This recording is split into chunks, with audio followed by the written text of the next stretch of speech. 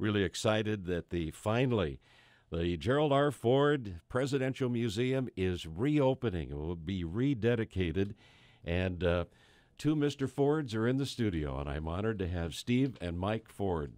Guys, gentlemen, welcome. Glad to have you here. Pleasure to be here. It seems so strange to be sitting here. You're giving a traffic report about with my dad's name on it. That's right. And he was just a kid that grew up in Grand Rapids, Michigan. Does that give you like little goosebumps when you hear the Ford Freeway and you know that we're talking about your dad? That's named after Gerald it's R. really Ford. the story we tell at the museum, and that he's just a product of good Midwestern values, and this area here, Grand Rapids, West Michigan, really looked after him as a young man growing up, and people invested in his life, and he went on to become their congressman and then a vice president and finally president. President, too. You're hearing Steve Ford. Mike, good morning to you. Good morning, Andy. It's a real privilege to be here in our hometown, I think, as a Ford family. Yeah, Steve was born in Grand Rapids. Am I right on that? No, we weren't were born? all born in Washington. Were you all DC. born in Washington? Yeah, but Okay. we'd come back here and spend summers here You when had Dad home was here. in Congress. Okay, Yeah. okay. Right. So growing up in the Ford household, I mean, your dad was always in politics, so you guys were born into politics. None of you became politicians. We knew better. That was like a safety thing or something. But you grew up in a different era with your dad and a politically comfortable climate in a way. I mean, you had disagreements, Republicans, Democrats, and conservatives and liberals, but they got together and they got things done for the country. It was a whole different climate back then. Well, we were talking earlier how back then my dad's best friend was Tip O'Neill, who was a Democratic Speaker of the House. Sure. And he and Tip would argue and discuss and fight about legislation in Congress. But that night, they would have found a compromise, and that night Tip O'Neill would be at our house for dinner, or he'd play golf with Dad that afternoon. It was much more civil, and I think Mike would agree with that. Yeah, I think both sides of the party spent a lot of time, both informally together too, socializing and just in different settings that created trust and a sense of respect for one another that carried over into the actual making of laws and working out compromises. So those relationships, A little different, Yeah. They actually got something done.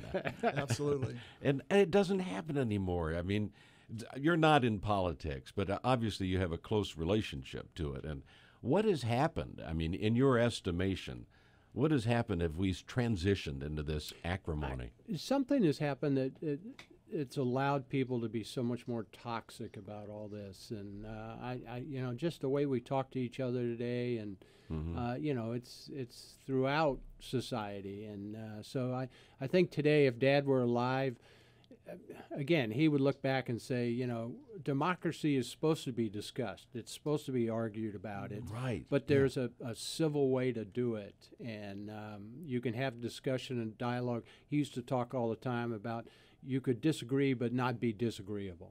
Oh, that's very well put, too. Well, and a lot of that has transitioned into the Ford Museum, into the museum now, right? And telling the story from the early days on up through the presidency as well. Yeah, I think what you see in the museum is a real story of Gerald Ford as a Grand Rapids native who's kind of come through this community and done well in many different settings, but he's always been a kind of a people's representative. He was always out in the community with the constituents, enjoying all the aspects of Grand Rapids, Western Michigan, and then taking those interests and those concerns, to Washington and really representing them in our nation's capital. Yeah. We're talking with Steve and Mike Ford, the rededication and reopening of the Ford Museum after a bunch of months, I've lost track, of totally gutting the place and starting over. Over 6 months. Yeah, really.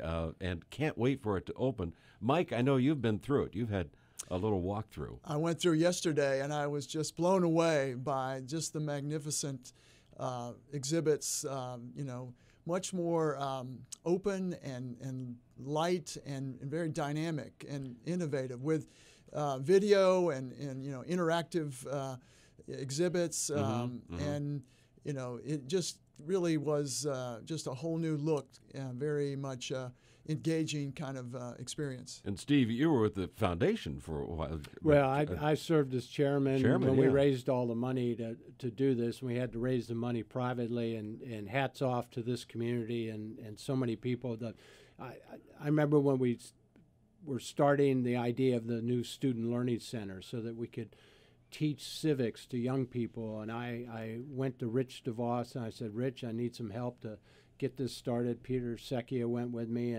and Rich was so encouraging about the idea of teaching young people about leadership and character, and he jumped right in, and the Meyer family, and just a lot of locals that have done so well. We're so blessed with these families. And they've stuck around and they've reinvested in the community. Yep. And there's a wonderful story I tell that Dad used to talk about when Rich DeVos and they were starting their company years ago, and Dad was a young congressman here, and they were working out of their garage. He says, your father used to come over. We'd ask him to come over, and we'd have a new product or something, and he would cut a ribbon in our garage. and I looked at Mr. DeVos, and I said, well, you both did pretty good.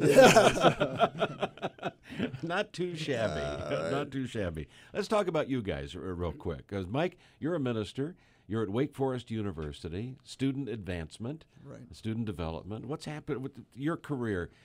Obviously, totally away from politics. So with your dad in politics, you decided, oh, no. Yeah, I took the trail of higher education and working with young people, not only through ministry, but actually through civic engagement. And so in my role now at Wake Forest, I'm involved in doing some training and teaching around civic responsibility, leadership development, mentoring, and trying to give back to their country and their community once they graduate from Wake Forest. It's really interesting. The Hauenstein Center for Presidential Studies at Grand Valley, Ralph endowed that to do the same thing, to teach leadership through the study of the presidencies and excellent student engagement. Yeah, so they're kind of sort of doing the same thing. And then Steve, I mean, we're familiar with, Mr. Actor here. He took all the college classes I didn't take. So he covered the education area, and I went into acting and cowboy and rodeo and did crazy stuff like that. What took you in for me, I think part of being an actor, and I spent 8 years on a daytime soap opera, The Young and the Restless, and then worked on movies like Transformers and Black Hawk Down, and for me, that was almost therapy from being a son of a former president. And I got to go play these roles and be different people, and it was a way to get away from the limelight that came with being at the White House. Really. No kidding. Yeah, I think I saved money in therapy. Going to go back to Young and the Restless anytime soon? I had no plans there, but I did your character die, or did you just get written out? Yeah, but it's a soap opera. They could, they could come back from anywhere. That's right. We could go The Old and the Restless. Yeah, it would be The Old and the Restless now. Tomorrow, we're going to move the show over to the Ford Museum, and we'll broadcast tomorrow morning and have lots of special guests on as well as you get ready for the rededication. What's happening today? There's a big gala tonight at the at JW Marriott. Yeah, we have a big party tonight for the celebration of the reopening of the museum and the start of the DeVos Learning Center.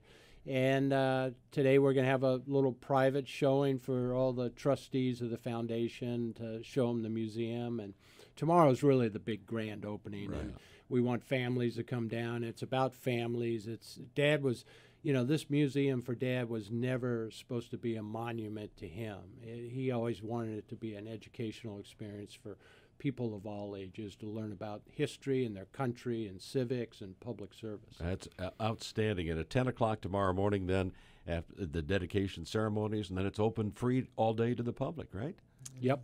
It's going to be great. And the new interactiveness of the museum will really reach out and be reaching out to younger people as well, because we want to get them involved as well. Yeah, it's really directed towards all ages to understand this great moment in history, for Western Michigan, for the United States, but also for our sense of being a good citizen and a responsible, contributing member of our society. A real gem in our community, the Gerald R. Ford Presidential Museum.